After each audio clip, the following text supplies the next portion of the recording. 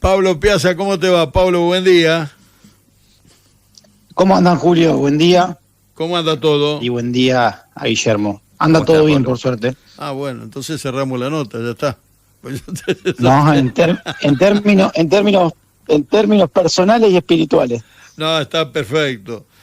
La pregunta es la siguiente. No quiero decir el nombre de la calle para no estar dando datos que tienen que ver con lo específico, pero me comentaban que en una de las calles, una avenida precisamente, céntrica,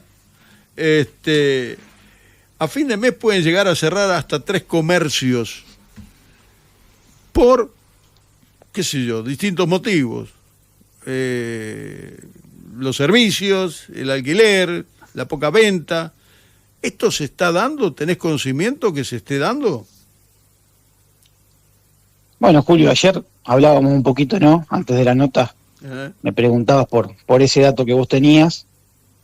Yo te diría que tengo casi ese mismo dato de la cuadra que vos me marcabas, que creo que de esos 3 comercios que vos decís, 2 cierran seguro porque tengo el mismo dato y otro me parece que también va para ese lado, ¿no? Y bueno, sí, es una situación que por ahí se está observando con un poco más de velocidad que en otros tiempos.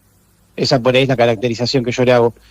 Se está observando con mayor velocidad y seguramente sea multicausal, ¿no? Vos decís ahí alquileres altos, servicios altos en algunos casos, en muchos casos baja de consumo.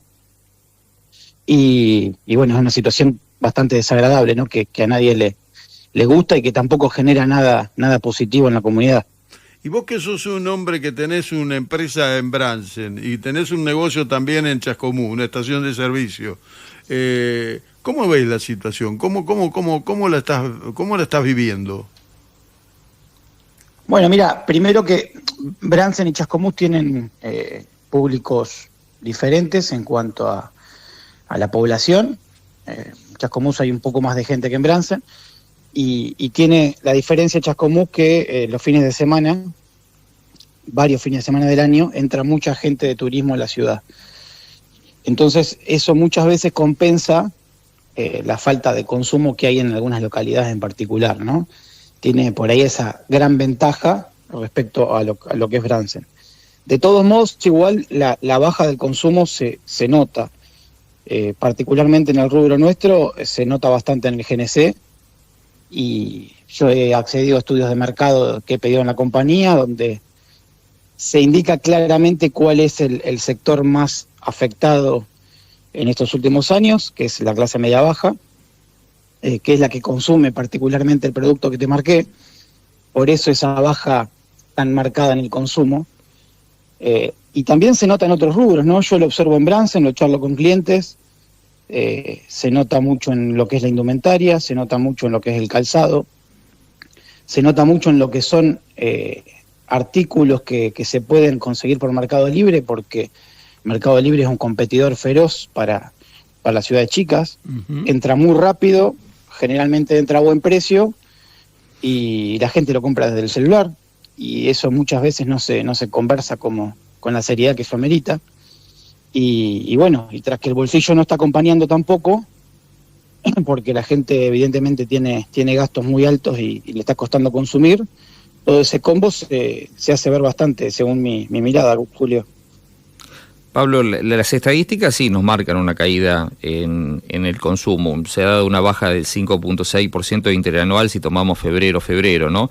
Pero también me parece que este último punto al que hacía referencia es central, ¿no? Se está dando un cambio en los canales de compra por parte del consumidor.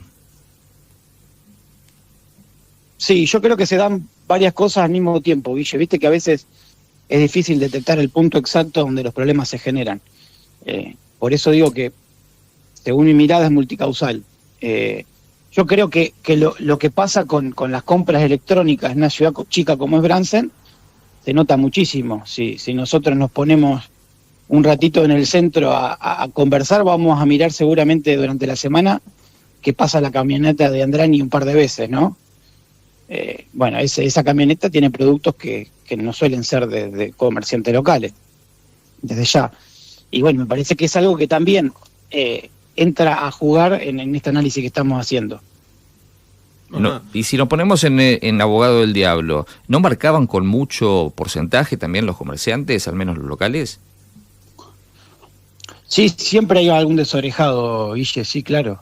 Hay veces donde hay algunos comerciantes por ahí se les ha ido la mano, pero no está bueno que generalicemos, porque también tenés un montón de otros comerciantes que han tratado durante muchos años de atender muy bien a sus clientes, de darle un servicio de postventa que muchas veces, por ejemplo, Mercado Libre en eso no tiene una competencia seria, es decir, a vos te falla un producto y bueno, tenés que remarla, ¿no? En el caso de cómo son los comerciantes locales y la mayoría buenas personas, me parece que ese es un plus que siempre tienen las ciudades del interior, los pueblos, que deberíamos valorar más, el cara a cara, la buena atención.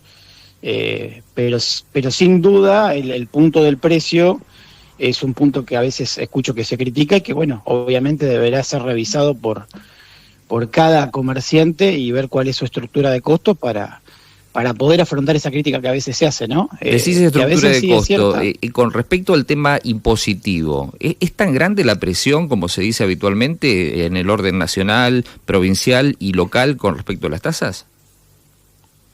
Yo creo que la presión es grande, pero me parece que la mayor injusticia se produce en que la presión es la misma para un comercio chico, mediano, grande.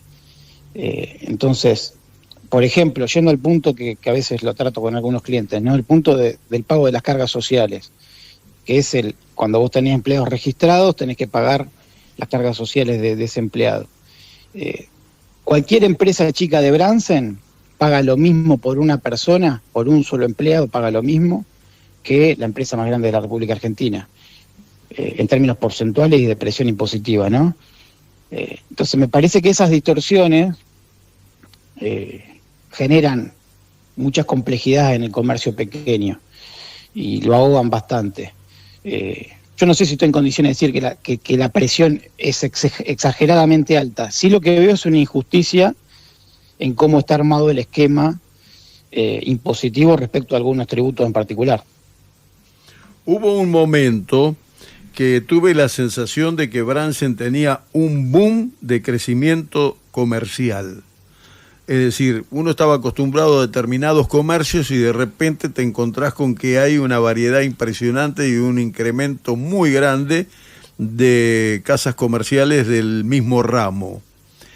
¿Es posible que ahora se esté regulando un poco eso y tenga un poco más de relación cantidad de comercios y habitantes que la que teníamos hasta hace un año y medio, 2 años? Sí, es probable, Julio, que se esté dando una reestructuración. También es probable que los patrones de consumo de los consumidores locales hayan mutado. Tenemos gente que sabemos que puede agarrar un auto e irse a consumir a ciudades cercanas, que ya no quedan tan lejos. Uh-huh.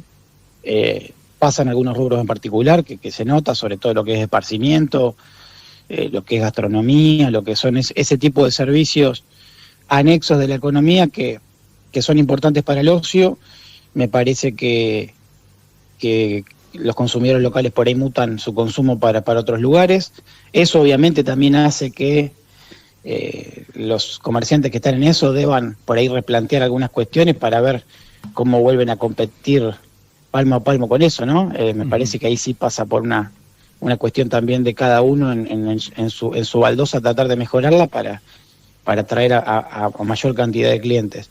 Pero me parece que han mutado un poco los hábitos de consumo también.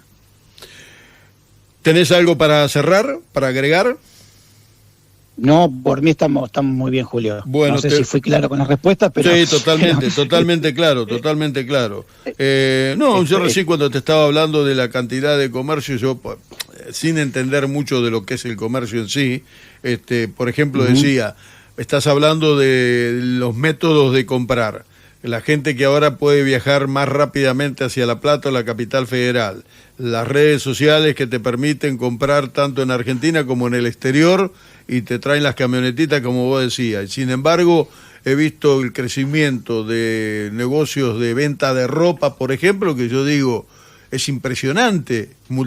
Sumando todo, me da una cifra impresionante de posibilidad de compra de ropa para una comunidad que, si bien creció mucho, me parece que está sobredimensionado el tema del negocio ese.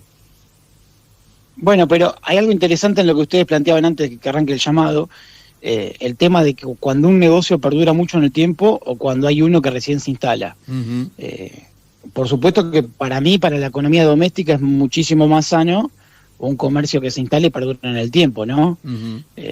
No microproyectos que van comenzando y van cerrando, que a veces es un poco el esquema que yo estoy notando últimamente, que por ahí son comercios de una estructura chica que por ahí no tienen bien planificado cómo arrancar a hacerlo, Uh-huh.